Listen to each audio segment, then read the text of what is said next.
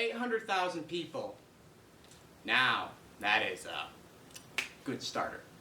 It will determine what will come next for what I am going to share with us tonight.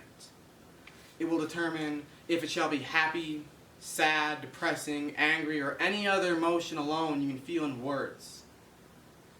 But it shall not be happy. It shall be depressing, quite very so. For we will talk about one of the darkest secrets in the world that not many people tend to realize.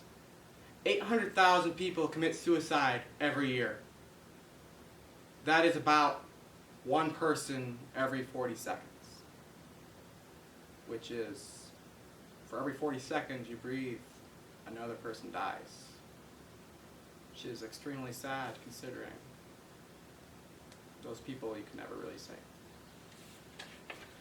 My first piece, A Letter to Sarah by Jared Singer. When considering superpowers, if I could regenerate any damage to my body, I will double back, belly flop off the tallest building I could find. I would make you watch.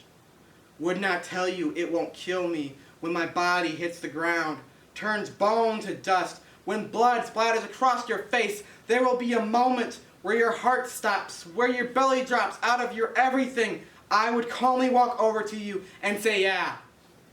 Ever since you killed yourself, it's been like that for all of us. All the time. If I could fly so high, so fast that you'd be terrified that the wind resistance alone would rip you out of my arms, don't worry. I would hold on to you with a strength born of fearing and longing. When the vision starts to go black, I will whisper, if you'd only told us something was wrong. We could have held you, holded on to you. We could have helped you. I would stop as the oxygen floods back into your brain. Everything would come into focus. I would tell you, yeah. Every day was like that with you. You always made sure we saw the glory in front of us. If I could read people's minds, I would not invade your privacy. Instead, I would eavesdrop on every passerby, tattoo my arms with all the compliments, every wow, she's so good looking, every I wish I was that confident, meaning all of your ex-lovers would turn my chest and back into a masterpiece, recording everything they should have told you, every wow, how could I ever let her get away from me? Every she was the best thing that ever happened to me. My legs would turn into patchwork with hatch marks for every time I wish you were still with me. It would not take a full day to cover this body with all the nice things people didn't think you needed to hear. If I could travel through time, I'd go back to the moment before it was too late. Right before you wrote that suicide note that started, Dear Jared, I am doing this now because I know you will be the one to find me.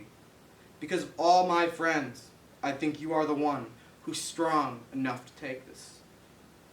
What made you think I was strong enough to take this? I would go back to the moment before you became the reason I don't read letters without having someone proofread them first. If I could project my thoughts into another's head, even knowing it could never save you, but believing maybe it could have saved me, you would have never doubted, even for a second. You were loved. A Letter to Sarah by Jared Singer is a remarkable poem that is based around the survivors who have lost a loved one to suicide. How they recollect their thoughts on how they wish they could help, how they wish they could have saved that one person that is now gone. The View from Halfway Down is my second piece, by Allison Taffy. The weak breeze whispers nothing. The water screams sublime. His feet shift, teeter-totter. Deep breath, stand back, it's time.